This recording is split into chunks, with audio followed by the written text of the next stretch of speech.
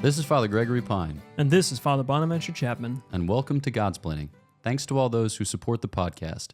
If you enjoy the show, you can consider making a monthly donation at patreon.com. Be sure to like and subscribe to the podcast wherever you listen, end, or view. Father Bonaventure. Father Gregory. How you doing? Oh, I'm not doing bad. Can't complain. So we were talking that... As you have noticed, gentle listener, this is the second episode that we will have done literature and Cormac McCarthy, thus the volume 2 at the end of it. We're thinking that the last time we talked about the subject was about 3 years ago, maybe a little less, maybe a little more. Yeah. And things were different then. The old days. Yeah. So we were different then. Basic continuity of personhood, I think, obtains. I remember myself and the fact that I thought things, but the podcast was a different thing. Yeah, that's right.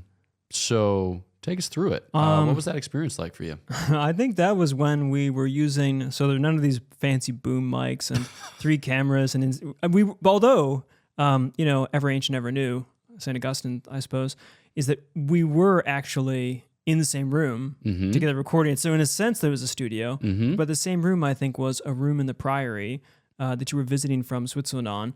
And we were recording on a MacBook, I think, with the MacBook mic. Or do we have we had separate mics? I think we had a separate mic. And it was all stationed on a flipped over Tuppermade trash can, I think. That was like the recording camera station. Yeah. And we sat close. One sat on a bed, another one was on like a chair.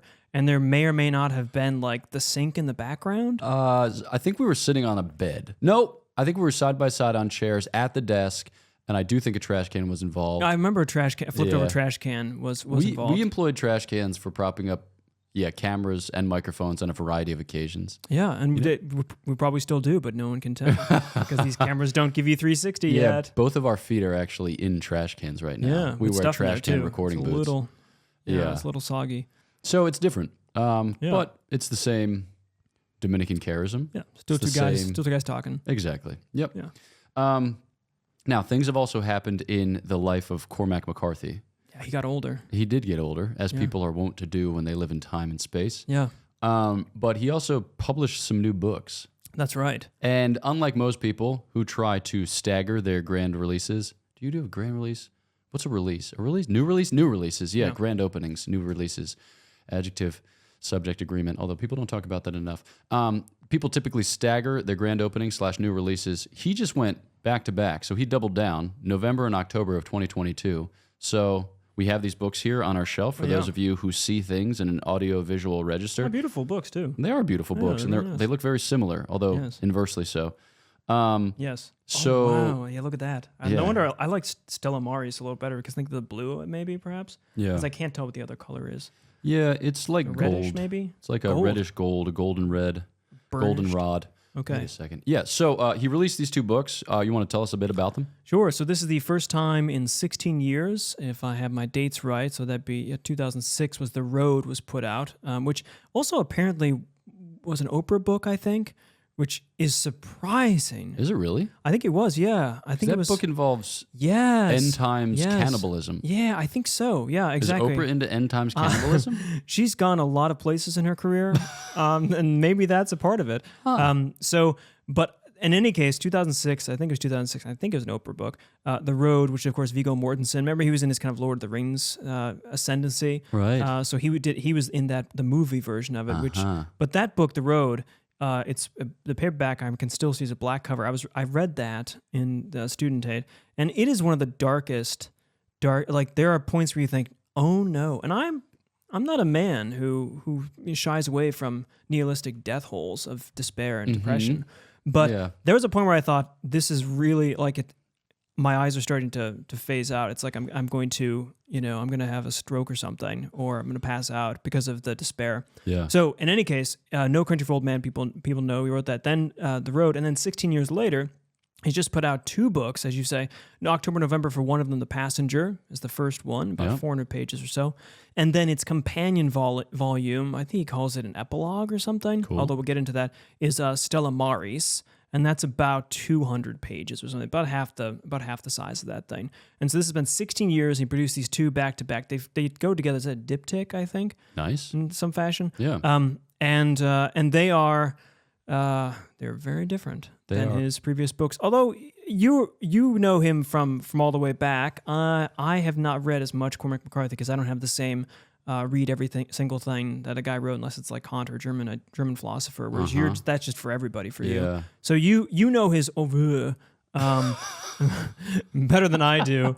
So you've probably tracked him, but he's finally moving out of the westerns in this one, I suppose. But they're very different, which is a shame. So yeah, we talked about this a little bit in our first of 2 Cormac McCarthy episodes. So he has 4 books at the beginning of his career, which not too terribly many people read. Although once you've done a deep dive, then you have to keep swimming. In for a penny, in for a pound. Exactly. A Bird in the Hand is worth 18. Never mind. So the first one, Child of God, Orchard Keeper, Suttree. I've forgotten the 4th one. And then the demarcation line is typically drawn with Blood Meridian. That's the book that everyone starts to read.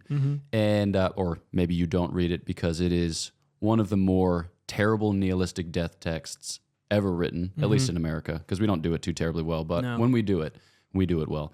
And then at that point, you have the Border Trilogy, No Country for Old Men, and The Road. And he has a couple of screenplays in there too. Yeah, we read Sunset Limited. Sunset Limited, and there's another one as well. That's right. But then this is like after a long artistic pause, in a kind of Terrence Malick type way, where you have those movies in the late 70s and then long pause, and then he comes back with a Thin Red Line. And he's an older man now. He's 89, I think. Is he really? I think he's 89. So very, very old. You can watch him. He doesn't do many interviews. He's similar to Terrence Malick. He's very quiet, but he has an interview related to this, not particularly this book, but where he got the source material from. He's been working on these 2 books since the 1980s, more or less, on and off. And so he finally published them since he's getting near the end of his career. But they're masterpieces. Yeah. So we talked in the last episode, we talked 3 years ago in our first Cormac McCarthy episode about the value of contemporary nihilism, not in the sense that we value nihilism at face value, except ironically. But the benefit of it. But in the sense, like, what is it? What kind of service is it performing for the reading public, or what does it reveal to us about our fundamental commitments? And I think that in that episode, we kind of reasoned to the conclusion that it shows you what people do and don't care about. So a lot of us aren't really willing to admit what it is that we do and don't care about because we live as if it mattered or as if it didn't matter, but we're not especially reflective. Yeah. So like Blood Meridian, terrifying. No Country for Old Men, terrifying. The Road, terrifying. The Border Trilogy, a little less so at times, but basically terrifying because you have to confront the fact that either I live for something or I don't. Yeah. And if I don't live for something, I need to justify the fact that I continue to exist, because it's a conscious choice. So he's not turbo existential or existential, I think would be the word I would want to use, in the way in which some 20th century French philosophers are. Yeah. But you have to be able to look at the difficulties of human life or the seeming meaninglessness of human life and render an account or give a kind of response. I think that's a good point about the nihilism and comparing to French existentialism like Sartre and Nausea and such, where you choose to live in this particular way. Camus is the same way. There's a sort of meaninglessness to this, and then you import the meaning to it. There's a sense, especially with these books and McCarthy in general, that there's a melancholy aspect, a kind of despair involved here. And you'd think, okay, if you were a French existentialist, this is where you step in and you say, I'm going to choose to bring meaning to this. This is where I'm going to live in. Whereas McCarthy, I think, is helpful in that you don't have an option really to choose that. Like, you can't. If meaning is not given in the transcendent sense, you are just left with this. And what are you supposed to do with it? And there's no happy ending to it, or there's no happy existence in it, but just humans trying to sort through the lack of meaning or their missing of meaning or trying to grasp onto something transcendent in a way. So in some ways, it's a realistic nihilism as opposed to like a utopian nihilism. Yeah. I think that's what I like about him from that perspective. Yeah, I sometimes liken him to a palate cleanser because a lot of times we comport ourselves as if certain things mattered, right? Like maybe you're pumped about the fact that you have 5 more Instagram. What do people do on Instagram? Follow or subscribe? Whatever. Doesn't matter. Yep. There are people on Instagram who are following you at a higher rate than they did previously. And you're like, yes, awesome. Like you need a little nihilism in your life to say, nothing matters and no one cares. That's right, yeah. Because if you don't have that in your life, then you begin to think that it does matter and people do care. And then you invest your life in that pseudo-mattering and that pseudo-caring, and then you drift so far from the mark that you'll say things which 7 years previously you would have been astonished to hear another person say. It's like, holy smokes, I have become the enemy. So nihilism is a kind of check or corrective to drifting in the direction of like false commitments, or the flabbiness of the world, a kind of slouching towards meaninglessness. That we're in the modern world, you're since given small bits of supposed meaning and value in things, and just getting stuff done in this world, the immanent frame, and that is not really ultimately meaningful unless it's grounded in some other transcendent purposiveness. But yet we're still told to and believe that this is the case. So yeah, I think that's absolutely right. Okay, so then let's turn to these particular books. Spoiler alerts. Yeah, for those of you who are going to read the books, spoiler alerts. But with that being said, there's not much to spoil in the kind of typical narrative sense of spoil. Yeah. And I think that's part of the genius of The Passenger, is that it starts off with an apparent promise of delivering the narrative goods, and then those goods are never delivered. That's right. Truth be told, you think that it's going to go one way, but it ends up being the stops along the way that you never take, which prove most fruitful or which prove most humanizing. Yeah, that's probably right. All right, so set us up. The Passenger, what's the basic plot line, and then how does it unfold within that? Sure. So roughly, well, you start off with a death scene. So you start off with a suicide, not a scene, but a body found of a girl who actually is one of the lead characters in it, Alicia, and Elisa Western. Changed her name from Alice initially to this. She is the sister of her brother is Bobby or Robert Western. The two of them, he's older than her. The two of them are children of a nuclear physicist who worked in Los Alamos or during the Manhattan Project thing with Oppenheimer and was part of the procedure of a nuclear bomb. These are all extremely interesting things. It starts off with her death, finding her body, and then it jumps forward 10 years basically. So that's in 72, Christmas Day 72. And then it jumps forward to November, I think, 1980. This isn't very explicit. In fact, some of the chronology is a little bit interested in the book, but it's more or less the case, about 10 years ahead, where Bobby Western, her older brother, is a diver, a salvage diver, and stumbles upon a plane, a crashed plane underwater that is missing its box, the special box that has the information, and one of the passengers on the manifest. But no one's been able to there's no sign of breakage in, everyone else is still there. There's no way you would have escaped without having a door open, this sort of thing. So you're set up with this mysterious kind of plot, and then there's this state apparatus or these other people that are kind of wondering what they found there, what's this sort of thing. So it's setting up a basic thriller kind of mystery plot about the passenger. Where is this other passenger? But then pretty soon, as you realize, this is not actually what's going on. I think there's a deeper, which we'll get to at some point, but there's a meaning to this that it doesn't get resolved at all. But that's the setup for it. So you're basically following Bobby Western, whose sister had killed herself earlier, and he's still connected to her. They're the key protagonists of this in a way, and he's a physicist as well, but he races cars in Italy, and he's going from place to place. Basically, the book unfolds as conversations at bars and coffee shops with his friends about various things involving faith, physics, and philosophy. A deep dive into these issues, no pun intended. Okay, so thinking about it then in terms of these conversations, it's fascinating because in other McCarthy novels that we have read, he has a narrative framework, and within the narrative framework, you have conversations, and those conversations are often of a what I will call Gnostic sort, in the sense that people have insight into reality or insight into their lives, which goes far beyond their seeming status or their like socioeconomic background. So his characters all operate at a very high and like deliberate, intentional level. Yeah. They also speak with a very particular vocalic register, and they're all wordsmiths, or at least it seems to me. Yes. Like in the Border trilogy, he's in this kind of mythical zone between Texas and Mexico, kind of going back and forth between the two. And it creates an atmosphere of, kind of mysticism. And you have all of these peasants who are talking to him about the deep things, the deep down things, in a way that's just totally mind-boggling and not really believable. Yes. Just on its straightforward or from a straightforward perspective, and yet, like, that's the point in a certain sense. Like, it's supposed to float a little bit free. And so in this instance, we're not on the border of Mexico and Texas as we are in, let's see, Blood Meridian and the Border Trilogy. The road is not well defined. No Country for Old Men is also in the same place. Yeah. He loves that. He loves that. But that here border. we're in New Orleans, which is another place that has a kind of mystical feel insofar as you have like the Cajun Residual or the Creole, Catholicism, residual mysticism Catholicism, kind of there. commitment to faith, things of a certain sort. Yep. And then you also have people of all sorts. You think about the French Quarter or Bourbon Street, and you've got everyone coming from everywhere thinking everything. And so you have a little bit of that eclecticism, which brings with it the idiosyncrasies of people from all walks of life.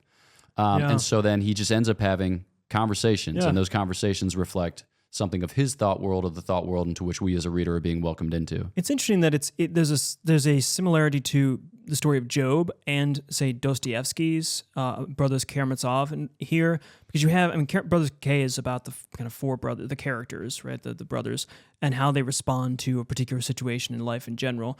And Job is about dealing with the suffering, of the nonsense suffering, it seems, of God, and he has the friends that come and sit with him and try to explain to him these different tacks. In a similar situation, you have Bobby Western here is trying to come to terms with the death of his sister and the meaning of life and the loss of the love of his life in a significant way.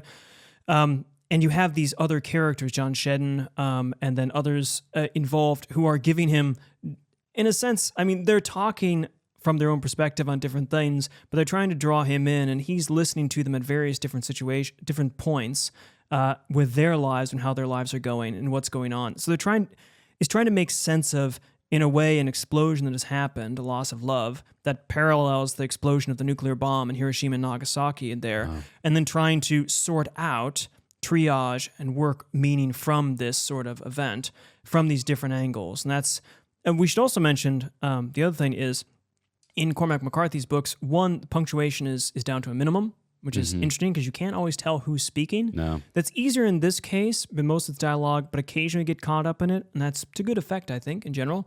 But two, he generally has inner monologues in italics between things, like in No Country for Old Men, the sheriff is speaking, he's doing his reflecting work.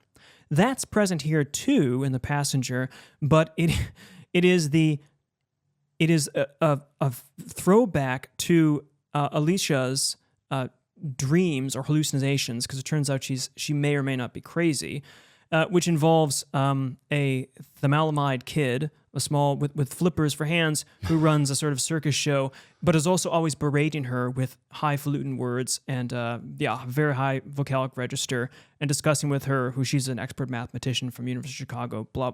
These are very smart, complicated people. Yeah.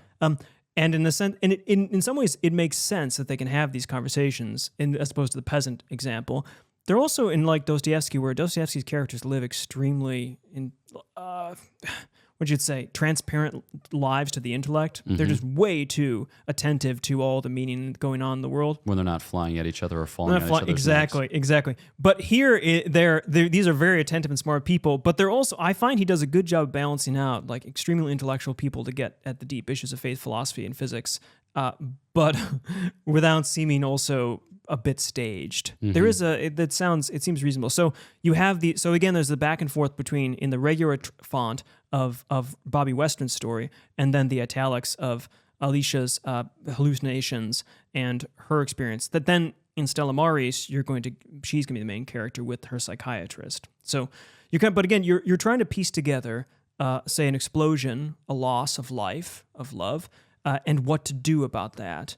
And just like the bomb is an analogy of that, it's also an analogy of meaning and transcendence in general. There's a God-shaped void here, and Cormac McCarthy's not going to paint over it in silly phrases or silly terms. It's going to be really grasp at what's going on here. So thinking about these interactions, these conversations specifically, whether with John Shedden or with Debussy or with Borman or with whomever he crossed, even the Euler, or the people in the bar where he lives for a time. It seems that there are notes of those conversations which make life bearable for him. So he finds life exceedingly sad and difficult on account of the fact that he has lost his sister, whom he loves so very much, and he's never he's never really seen fit to or found himself able to move beyond it. And he's not even sure if he wants to move beyond it because he wants to retain the memory so we can maintain the contact with her, because it's that contact with her which gives his life meaning and purpose. But he knows that he has to be able to share it in some way, shape, or form, at least share his life in some way, shape, or form. And it's fascinating that he's respected by these individuals as a faithful friend. Like even though his meeting with them is kind of by happenstance, and they can see that his life is a bit of a shambles just downstream of the loss that he's suffered, that there is a kind of mutual honor or a mutual respect in their engagement. The interactions are non-manipulative, non-controlling. Like he sometimes offers money and they sometimes take it from him, or he sometimes calls in a favor and they sometimes avail him of it. Sometimes they pay for everything. Yeah, It's very natural. Yeah. It's well written. It's well crafted and very plausible. Yep. Yeah. But I love this note of like a kind of reverence before the other, which is a way that you help the other to have a kind of reverence before his experience of life. So that's something that I think in a lot of our interactions, you think about Aristotle's 3 kinds of friendship, where you're focused on the useful good or the pleasant good or the kind of noble good. Yeah. There's a great nobility to the characters and to their exchanges, even though we're dealing with a transvestite and a user and a fraud and a swamp rat and a deep sea diver, failed Formula 1 racer or Formula 2 racer, failed physicist. You know, it's just like their lives are kind of a wreck, and yet there's a dignity. That's so right. I don't know, what is McCarthy portraying there? That's the inherent dignity to the complexities of the modern person, I think. Not that medieval people or ancient people weren't complex, but we tend to treat them as kind of cardboard cutouts. And then we make them heroes and kind of great figures. We forget about the ordinary people in there. And I think McCarthy brings up these semi-ordinary people. His heroes are generally more or less ordinary people, but they're extraordinary in that fact. Like, he points you and says, now take a look. Just look a little more fine-grained at these people and realize that there's something dignified and important here in any individual life, that there's a story to tell, and that they're searching for something, that everyone has the possibility for deeper meaning and attention in a way that we might think in the ancient world. You have a sense of there's heroes and then there's everyone else who just can't live the life of virtue and live up to that. It's very stratified, hierarchical. Whereas Cormac McCarthy is kind of bringing that leveled a bit and reminding us that we all have the possibility, and we do live transcendent, meaningful, and interesting, complex lives if we're attentive to those things that are happening to us and the people that we're exchanging with. I think that's a good point. Okay, so in the time that we have remaining, let's think about the response on the one hand of Alicia before her experience, and then the response of Bobby before his experience. So in order to do that, let's just talk a little bit about Stella Maris, which is a dialogue between Alicia and her therapist or her psychiatrist in the last few months of her life. And so it's a series of exchanges. And she is, just super high flying. And so she's able to deconstruct most of his approach to it, but she recognizes the limitations of her own deconstructions because they are the very things which keep her from engaging in a meaningful way.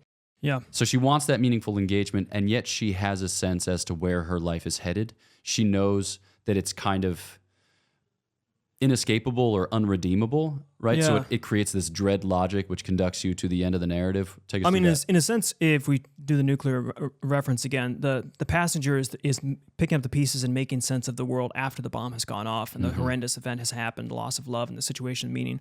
Hers, in a sense of the parallel of knowing this is going to be they're going to make this bomb, they're going to drop it, there's going to be this thing. Her life is because she's in love with her brother, and not just platonically, and this is a taboo they can't actually live this way. So that's the interesting part about this is in the sense that meaning is breaking down so much so that you can challenge even the most basic Darwinian. I think he's good on this. He takes the most Darwinian taboo of transcendence, incest, and says, let's just push that too. And what she's trying to do is, to make a sense of what will happen in her life. And she does so by having these conversations, checks into Stella Maris, which is an insane asylum, you could say. When you check in, if you check in saying that you're insane, they'll let you go because they know you can't check in as insane if you're actually insane. And she has conversations with a psychiatrist it's not a fight between the two of them, but actually she's coming to humanity with him, but she just doesn't go far enough. She's initially trying to keep him at distance and play games with him, but as you go on with these 8 conversations he has with these sessions before the end, she's growing to appreciate him and respect him. And actually, the end of the course is asking to hold his hand. Mm-hmm. That she's asked to be held, even though she knows that it's not enough because her love has been thwarted. So it's a movement, an attempt of 2 people to try to make sense after of rejection and an assumed fall at the end, and that's very, very, very human. And so it's very focused between the 2 of them. That's her response is an attempt to try to come to terms with it, but an ultimate failure. Okay, so in this just last few minutes of the episode, we're thinking about our own difficulties, right? Our own kind of sadness and loneliness and anxiety before the modern condition. And we look at the 2 responses of Alicia on the one hand and then Bobby on the other hand. Alicia takes her own life. Bobby does not, rather. And it's not as if Bobby stares resolutely into the void. He just finds a way of living out this mortal coil, which isn't the most noble or dignified, but it's different, right? It's a different way to respond. Based on their 2 responses, is there something synthetic that we can say about the human response to the difficulty of life in the 20th century, in their case, the 21st century in our own, and maybe virtues of the mind and heart that we can, seek to cultivate or ask God to cultivate? I mean, the first I would say is that is not be jaded about reality or to sugarcoat things, but to not expect it to give you the answers you're looking for. Transcendence is a very important part of this book. They're trying to find it through mathematics and music, but they realize it is necessary. They just don't know how to find it. Elise tries to find it in love, and because she fails with music and math, and Western's Bobby's trying to find it in these other ways too.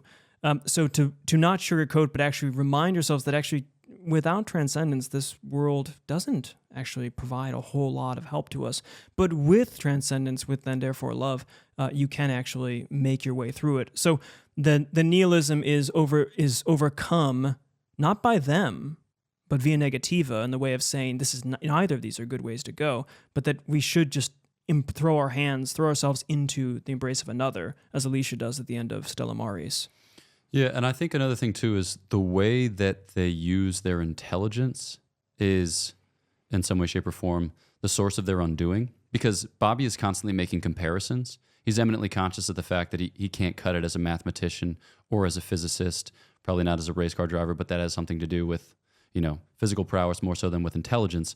And I think by virtue of the fact that they can't contribute in the way in which they have seen their father to contribute, or Oppenheimer to contribute, or Dirac, and I can't pronounce a lot of these names, that there's nothing to be done, right? Whereas they're trying to come up with some grand solution or some ultimate contribution or some sweeping narrative, and in the absence of that, then they despair of all like narrative continuity or narrative contribution. Where I think for us, it's reflective of the fact that one of the great boons or one of the great gifts of Christianity is the revelation of humility.